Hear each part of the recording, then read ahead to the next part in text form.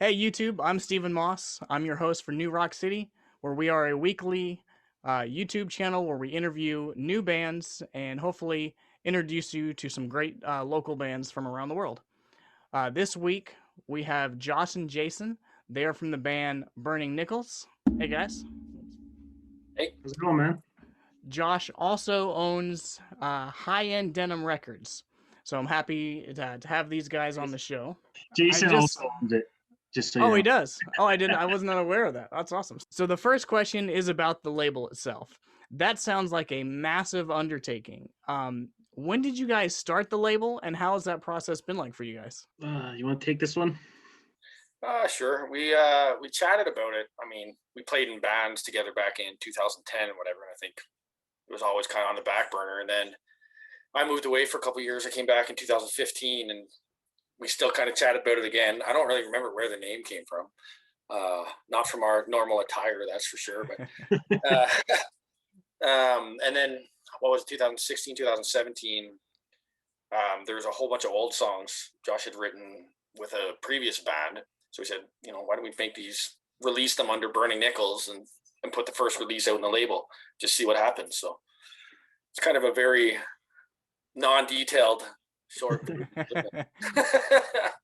with random thrown in dates because I can't actually remember the year. But No, it's and then awesome. it didn't do, we didn't do too much with it over 2018, 2019, but 2020 was pretty busy, and so far 2021 has been too. So, Well, the name was just actually was in a band for a minute where we used that name, and then the High End Denim, and then the band did not last. So I always wanted to use the name for something. So I'm like, oh, record label. I even had that. I think I had that logo for a while before we even before we actually turned it into our label. Well, on the Bandcamp website for the label, you had mentioned that it was created out of necessity for your side projects. When talking about the release of the EP Bernie Goes to College, Josh, you had mentioned that you had a bunch of silly songs in your repertoire that certainly did not fit with the other bands that you were in. And you went on to say, so you made the call to go super fluffy fun punk on this one. So that got me thinking. So what are your other bands, and how do the sounds from this label differ from your main bands? Oh, I'd say I've been singing and writing music for Trash to Ambulance since 2014. Remember, our first shirt said "boring" since 2014. That's how when we made it, and it's had a couple different member changes. And Jason's literally played every instrument in it. He started off Wow. guitar, then he went to drums, and now he's back in it on bass. So he's a Swiss Army knife of a musician. So yeah, yeah, Trash Ambulance is more like skate punk, like No Effects style. Not that we don't have some poppy punks, Ramones core stuff, but we're not usually that fluffy. So like Gotcha. the one song that I guess I was referring to would be Amelia, but a song that we wrote for our niece. It's a cute song. I'll give it that. Well, you had even, I believe in that interview, you called it bubblegum pump or bubblegum punk, and that's what the Ramones used to call themselves. So to give everyone like a reference, that style of punk is very similar. Yeah, and we've been all my bands have been called that. Not always like as a compliment. So I just kind of Oh, really? I'm really gonna embrace it, right? Just because I got buddies that are more into like the hardcore or the Gotcha. yelling and shit. So they're like, oh, even Trash Time was like, oh, they're pretty bubblegum. It's like, all right. I don't think we're that bubblegum, but so we just owned it for a change. I wanted to ask you about your song "Walking and Waiting." So I was also reading that was written by your wife's grandfather back in the 1950s, and I find that really fascinating. What's the story behind that? Well, first off, I should tell you that it's also Jason's wife's grandfather because we're brother-in-laws. Brother-in-law. Okay. our wives are sisters. Gotcha. You want to take this one, Jason? I don't know. You better. I have a kid yelling at me. Okay, well, the story that I heard, well, actually, I first heard about this song because it was his 80th birthday, and then his son Okay. knew that Jason and I play guitar, so he and he does a little bit as well. So he approached us about doing our own version of the song to perform at his 80th birthday party. So then we heard the original. He actually went in. What's the story? You went into some old music store. You could rent it for like an hour, and they put it right on the 45 for you. This is back in 55 or something. So he has. That's awesome. I don't know how he got it on his computer. Somebody must have just ripped it off the 45. So we have the version on our as like an MP3. So we learned it that way, and then we just kind of played it as like a normal acoustic song, and then just talking. There might have been drinking involved. We're like, hey, this would make like a good Dropkick Murphy style, like, you know, straight ahead sing along punk song. So we decided to try it out that way. I don't even know if he's heard it yet. His son's heard it and he thought it was pretty cool, but oh, that's cool. He's not the biggest punk rocker. Well, I was gonna ask you, did he ever get around to hearing it? But well, the thing is, since we released this, it's been COVID and he's an old man, so I've been limiting my contact with him. But gotcha. I don't know. I also don't even know. Like he doesn't like punk rock. I know that. So I don't know if he would like. But I think he would think it was cool that somebody thought his song was worthy of covering. So it's just kind of embarrassing showing someone a cover of their own song. Like, what if he makes a face, you know, and like, ugh, what did you do to my masterpiece? Yeah, that's pretty funny. That, please? This isn't on the internet, is it? Get off of it. I actually really enjoy it, and I wanted to actually play it for everyone watching right now so they can hear it as well. So right now I'm going to play the video for Walking and Waiting.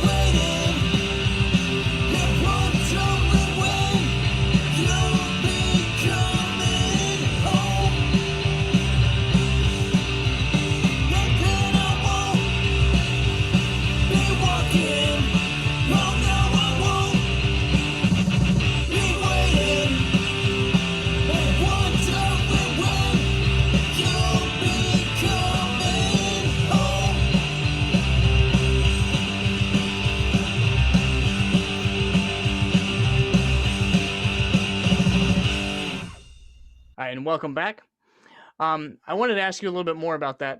So besides the your wife's grandfather, was there anyone else in your family that was musicians, or how did you guys take up that? Well, actually, my grandfather was a guitar player way back in the day. Like he played like old outlaw country stuff, and he actually had an old. I think he just set up a recorder and put it onto a tape. And years ago, we actually took all the songs. Most of them were covers of old country classics or whatever. But he also I had gotcha.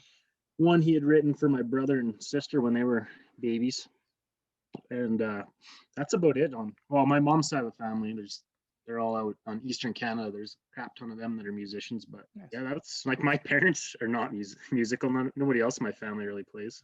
What about you, Jason? My dad and my grandmother are both pianists, so I think they tried to teach me piano about 100 times as I was growing up, but just never really took into it. And then my grandma also played guitar, so she got me going on that. And then she bought me my first drum kit too, because I always loved drums. So I was like 8 years old, and grandma bought me a drum kit for Christmas. I think my parents were like, "What did you just do?" Well, at least you stuck with it. Yep, and my brother is too. But he's 10 years younger than me, so I taught him everything he knows. Not even close. You guys have a new EP coming out on March 2nd called Cobwebs. What's new with that EP, and what can fans expect from it? Well, we're actually excited about this one because since I don't know, I've always wanted to do this, but the quarantine just made it easier because everybody was more available. So we've actually really collabed, not so much in the songwriting part of it, but just getting guest singers and guest guitar players. So Cobwebs is actually, well, it's going to be out on Spotify on Tuesday, but we actually gave it to Colin's Punk Rock World. He did a charity compilation to raise money for some charity in England. So we Cool. released it that way. On that song, we got our buddy Danny Boy. He's the frontman of the Core. When I first met him, he was actually a touring member. Actually, more than a touring member, he was writing songs for the Real Mackenzies, who were Cool. our Fat Records band, like pretty big band. Yeah. So when my other band, Trashed Ambulance, I think you were in the band on guitar. Yep. We met him and he was telling us about his other band, The Core. So we've been able to play. I think I've only actually played one show with them, but kind of got to know him that way and stayed in touch. And then I just asked him, "Hey, do you mind singing a verse of this song that we got?" And the next day he sent it. So pretty stoked on that. And then I had a little solo in it, and Jason was kind. He didn't really slag me, but he's like, "Oh, this solo is kind of lacking." It was a polite way of saying it was a shitty solo. So he plays in another band, Loser Points, with this guy, and the guy's an absolute shredder. So let's see what this guy can do with it. And yeah, a couple days later, he sends us this way better than anything I could play. So we were happy to have that. And then yeah, we got a couple more songs that'll be out. Asked Alex from the band Debt Neglector from Orlando, Florida. I don't know if you know them. They're really cool band. Yeah, I would recommend checking them out. Definitely. So he sung a verse in one, and then we just got it today, so we're pretty stoked. From a guy named Sam Russo. He's a British acoustic pop punker guy. He's on Red Scare Industries. So again, I think it's just because everybody's on lockdown. He asks people, and they're like, "I'm literally doing nothing else. Hell yeah, I'll do this." So that's awesome. Maybe they would have done it, but you didn't have to worry about him being on tour or anything. They're like, "Yeah, I'm sitting at home. Hell yeah, I'll do this." So. We kind of got the idea from just before Christmas. We did Burning Nichols released a 2-song little Christmas EP, and we had a song called Rum Nogs. And I think it started with the idea of just like getting all our friends and all the bands all around the world just to like take a video of them drinking a rum nog and send it in. We're going to make a music video. And I don't know how you got. I guess you organized it, but it's the same thing. It kind of turned into a collab, even with the vocals. Yeah, we had this works. Yeah, we had Brad Manners from a band called School Damage. They're out of Toronto. And I met him because I have my own podcast. I interviewed him. And then when Trash Diamonds played Pooza Fest a few years ago, School Damage was also playing it. So I ended up meeting up with them and partied with them a bit and just kind of stayed in touch. And then I just asked him to do it one day and he's like, "Yeah, sure." So that one was a true collab because the other guys who sung wrote their own lyrics. Whereas the new Burning Nichols, I wrote all the words. What's that? Well, I said Robbie from the Maroons and a new High End Denim Signing also sang on that one.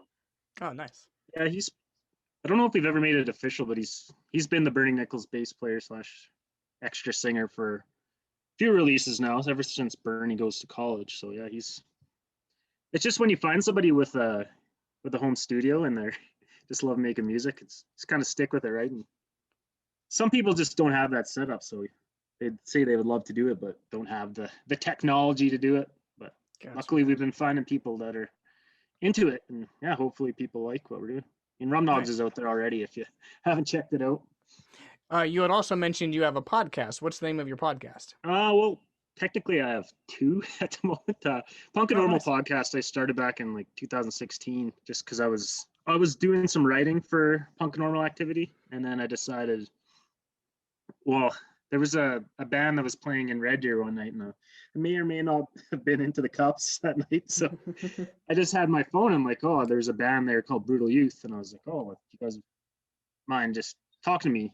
And then my plan was to transcribe it and then publish it as a written interview, because at that point the podcast didn't exist, and then I really didn't want to transcribe. It's like way too lazy, so I just convinced them to let me host a podcast on their blog, and yeah, I've kept doing it ever since.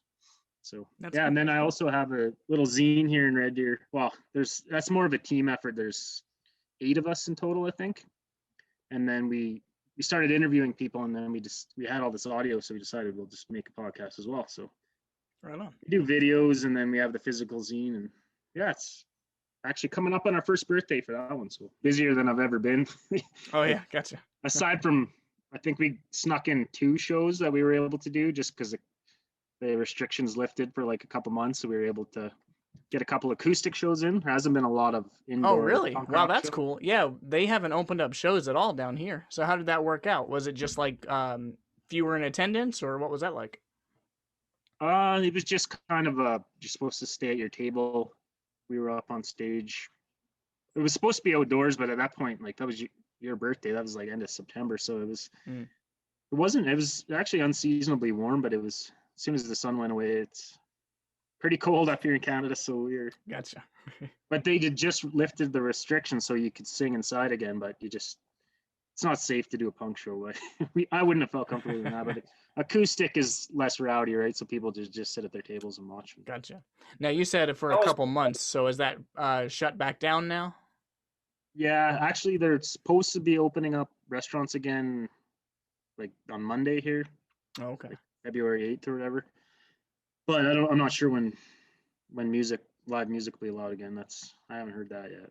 Gotcha. I know there's one venue set up down a couple hours away from us that has like full on plexiglass around the stage, so it's like your band's in a bubble. And they actually did a couple full on punk shows like that. So, and I think they turned out pretty well, because same thing, people had to sit at their table and whatever, and the band was singing in this like, I don't know, like 4x4 plexiglass thing on the stage. So. Wow. There's this dive bar called Vern's in Calgary. If anybody from Calgary is listening to this, we've played it many times, and supposedly they just put up like a shower curtain in front of it. Super ghetto and punk rock, but nice. I don't know.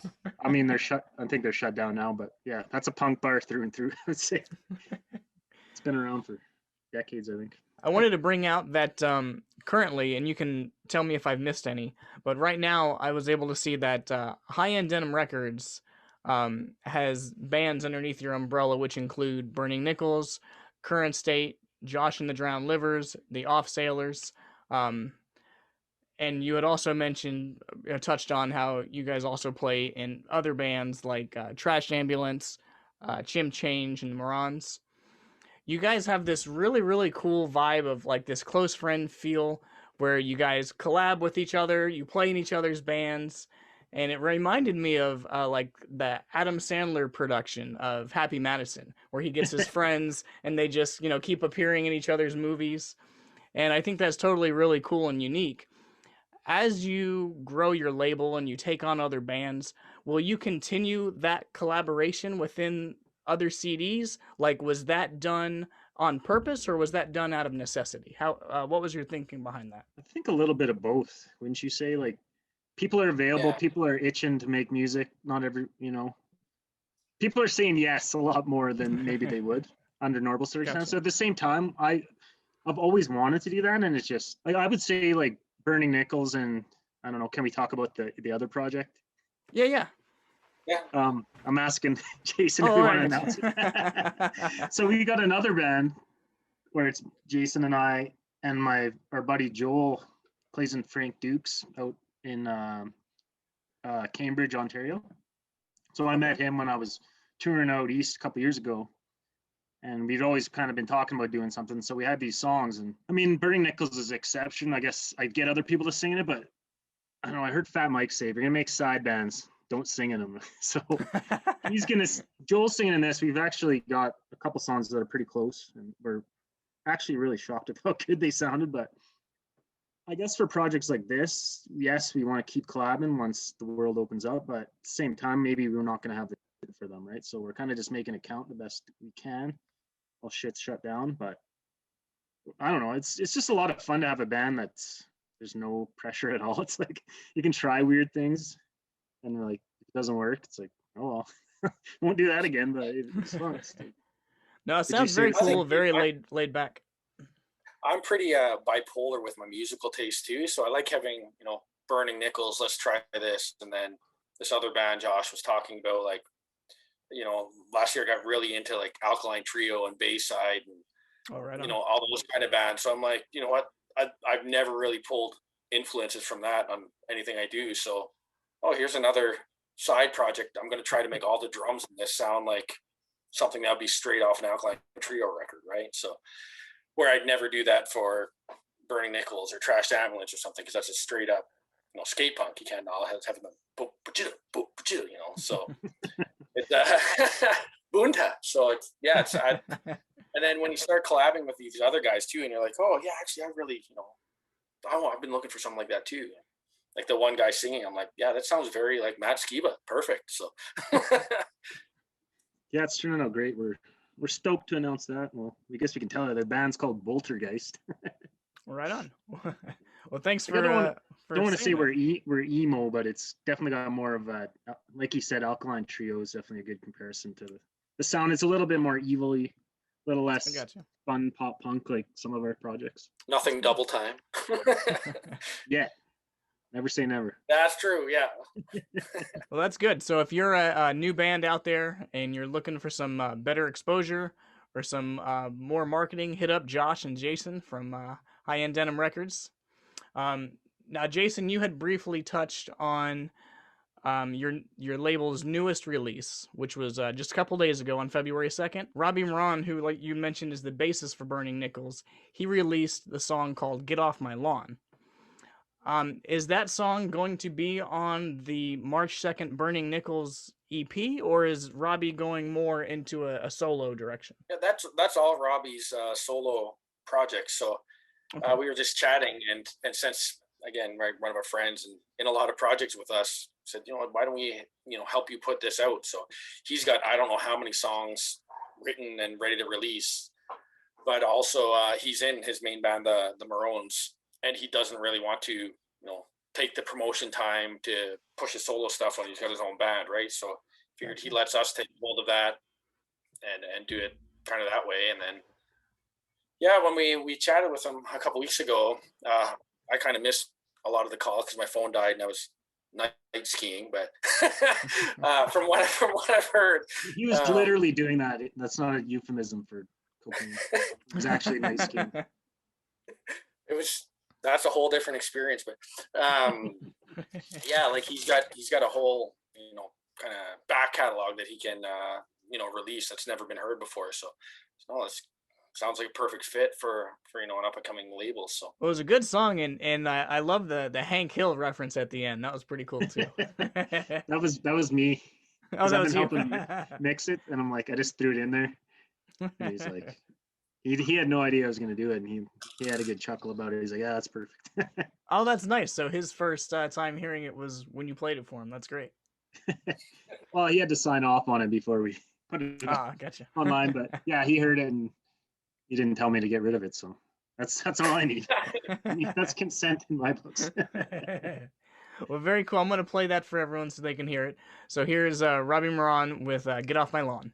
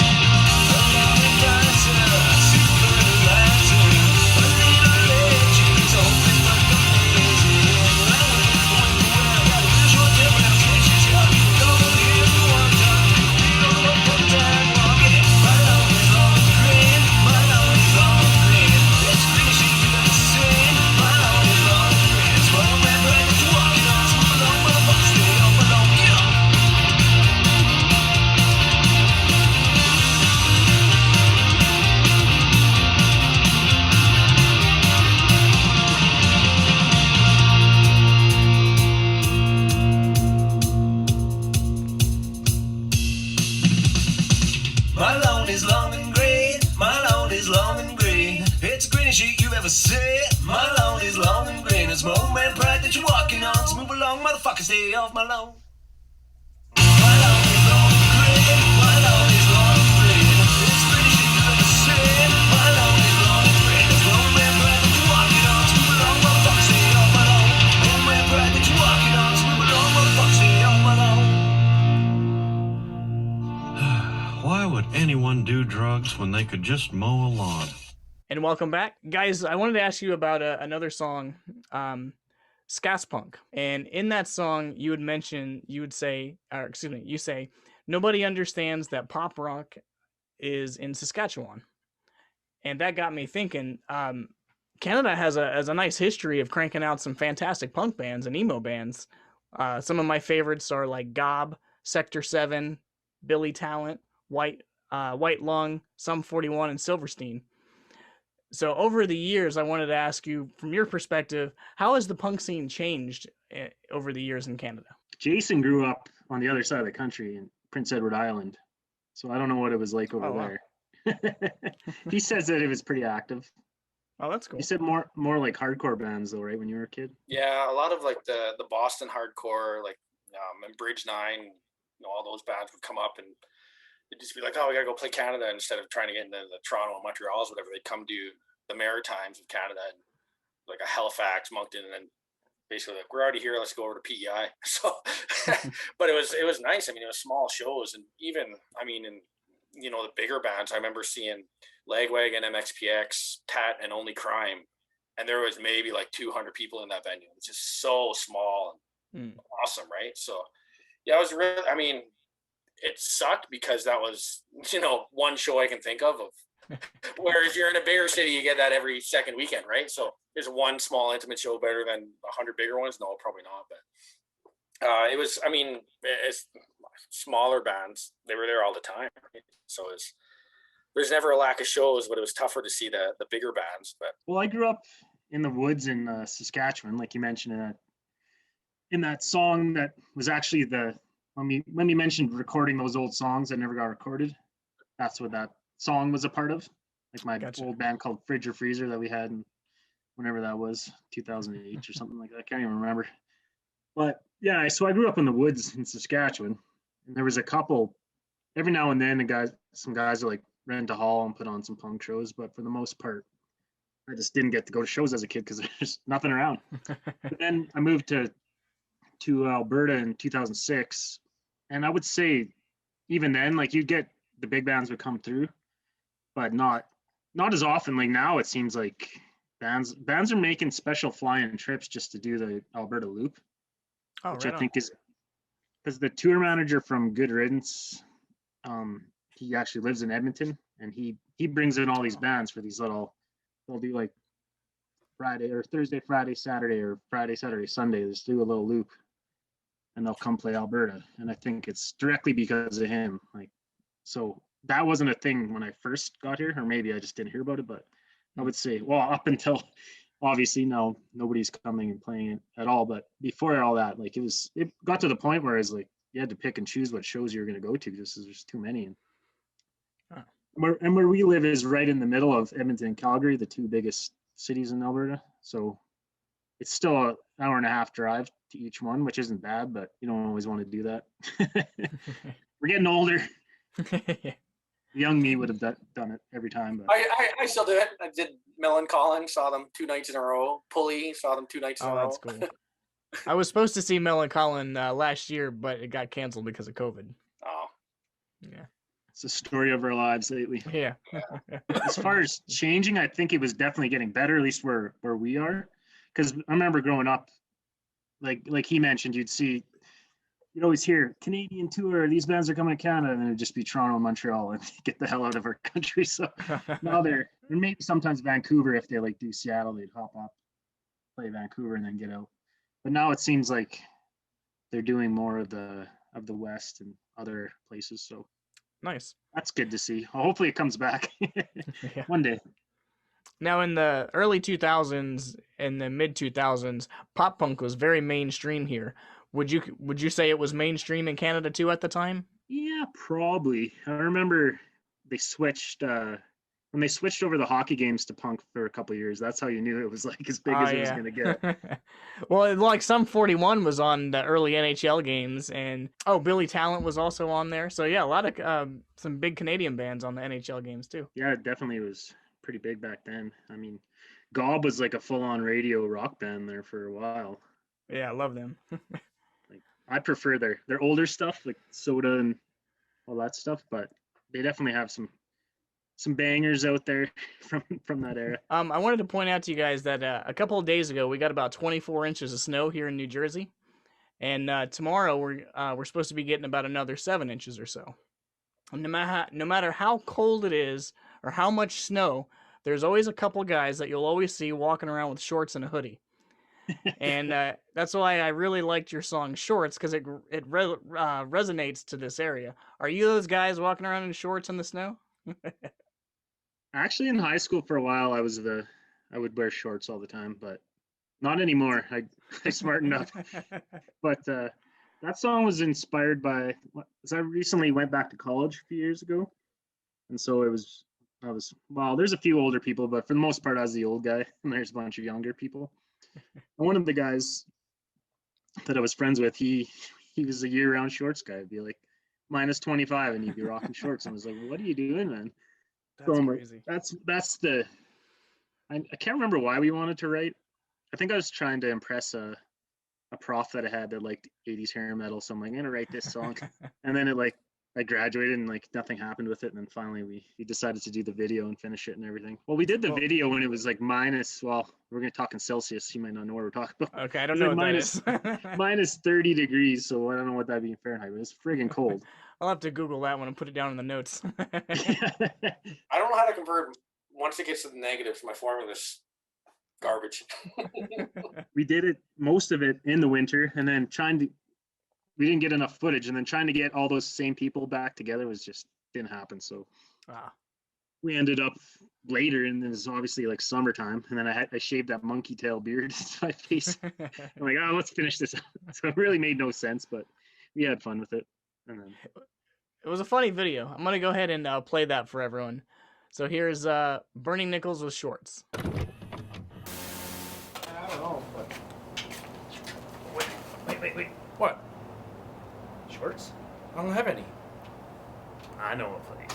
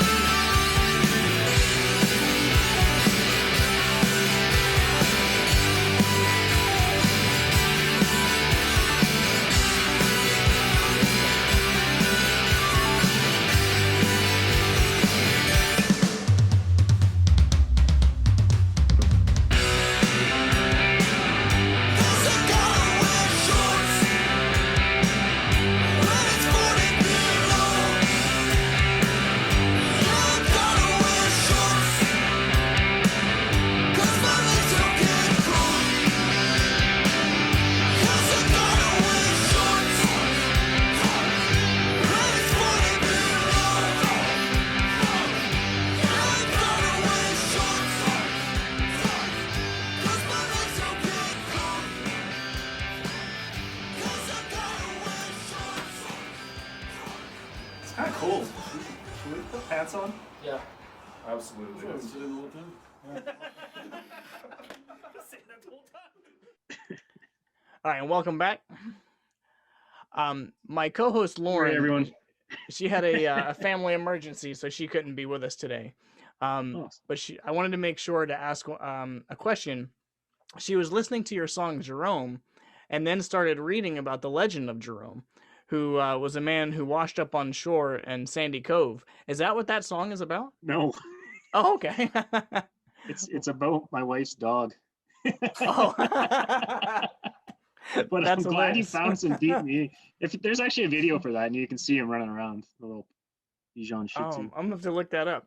No, I tried to do some research. So when we typed in like Jerome, we just went down this rabbit hole of the guy in the Oh. 1800s that got washed up on shore in Canada, and we're like, oh, whoa. So I was wondering if that was what the song was about. Oh wow, Have you heard that No. story, by the way? I have not.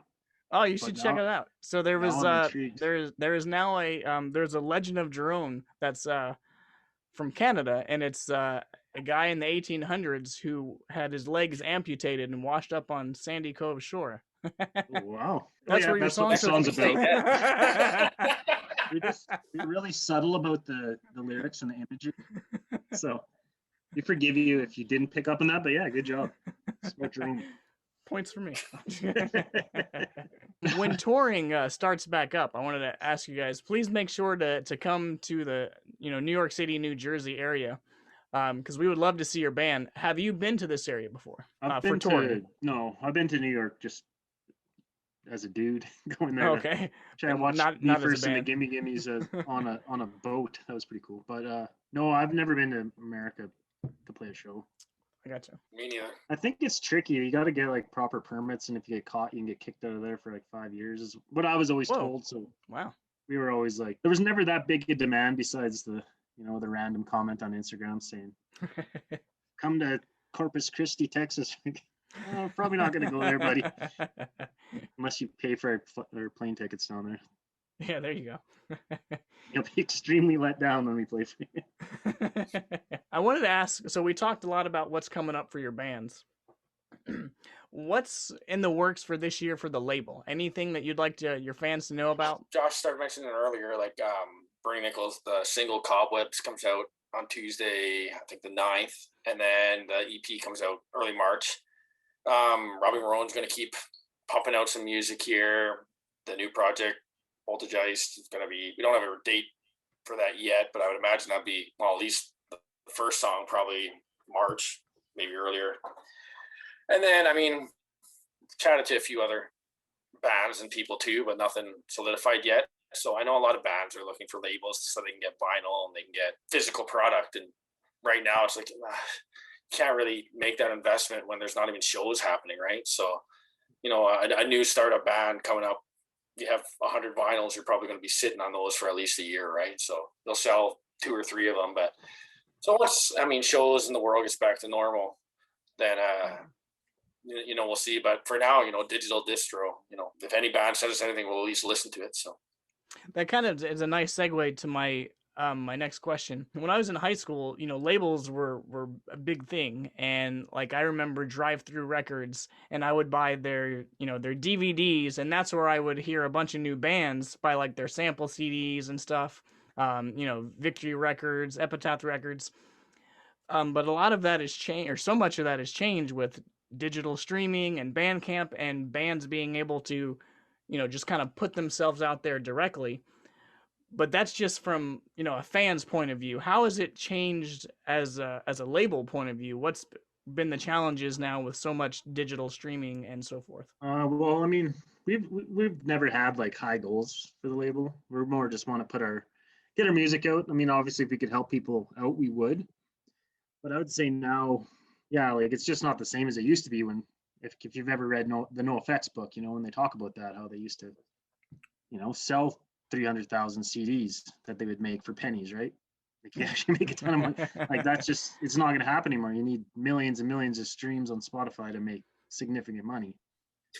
So when bands do approach us and are like, oh, we want physical distribution, I'm not against it. It's You gotta like really believe in the project, and you gotta like, well, like Trash Ambulance is on Thousand Islands Records out of Montreal, and they're good friends of ours. And I've been very impressed with them. They've been able to turn that into, they just started off putting out their friends' bands in Montreal, and now they're helping out with Much the Same and doing like Fat Records bands, like there's the Bad Cop, like Canadian distro. Like they're not stealing away from Fat or anything, but still, like to be able to do stuff like that is you can definitely have success with a record label in this new environment, definitely.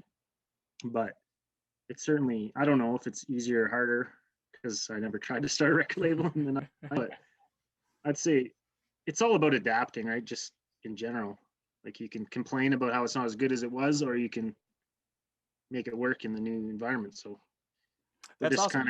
We're just kind of having fun with it, and anything good, like you talking to us is a bonus. Like, thank you very much for thinking of us. Yeah, no problem, man. Appreciate it. And yeah. Well, to me, it's been very exciting because when you look back at the history of like Fat Records or Drive Through and Epitaph, they all started out just by doing what you're doing with, hey, this is my friend's band, I like them, and just that small feel, and then it grew up to what we know is today. So it's really fun and exciting to watch you guys at the ground level and work up. Yeah, for sure. I actually just finished the Bad Religion book and talking about the birth of Epitaph. Like, I mean, a lot of that is right place, right time. Sure. They just, the punk resurgence. They're just, well, I guess in the case of Epitaph, it was Bad Religion, so they're a big reason why punk came back the way it did. But that is never going to come back. But there's no reason why we can't be at least not losing money off it. You know what I mean? We're not trying to get rich off it, but as you know, if you've done punk rock projects, sometimes you put a lot into it to gotta be prepared to lose money. But yeah, we're just trying to break even, I guess, is the moral of the story. Well, right on. The last part of the show, what I like to do is just open up the floor to you guys and say, what would you like to say to your fans watching? I didn't know you existed, so how's it go? I guess just one thing that we've just started I don't even know when we started this, at the end of the year. We started a Spotify playlist just to kind of showcase the bands that either are on the label or bands that we're friends with. We've kind of expanded it a bit out to people that we've made friends with. Like, so I guess if you have a cool song, you can send it to us, and we're trying to build that up. We're not taking it insanely seriously or anything, but it's kind of cool I mean, that is one cool thing about Spotify is all the cool playlists. It's kind of a fun thing. Like, I know when my bands get put on stuff, you always check it out and see what else is on there, right? So definitely hoping to keep growing that. Just the upcoming projects. The Burning Nickels will be the next one. Probably some more Robbie Marone coming down the pipe, and then Boltergeist. It's coming eventually. What happened with the Off Sailors? That album was supposed to come out in January, and we weren't quite done it, but it was just kind of light a fire under our butts. Like, let's put a date. And that was in like early November. Like, yeah, we're gonna put it on this date, which was our singer's birthday. We're doing this. Literally, like the next week, it was complete lockdowns. You weren't allowed to go to people's houses anymore. So like, we literally couldn't finish it. So we're like, maybe it'll open up before January 14th. We can get it done. Like, no, it still hasn't. Technically, we're not allowed to go to people's houses. So kind of don't want to do that anymore. Like, announce things and then we don't get it out. But people are understanding. We made a funny video. If you haven't watched it, check it out. Nice. But, yeah. What else we got to promote? Yeah, just all the bands are they have songs that are released in the works coming out, and the Off Sailors especially have the full album as soon as it's done. So thank you guys for watching. Please like and subscribe. Check out the bands, and we'll see you next week for a new band. Thank you guys. Thanks, buddy. Bye. Have a good one.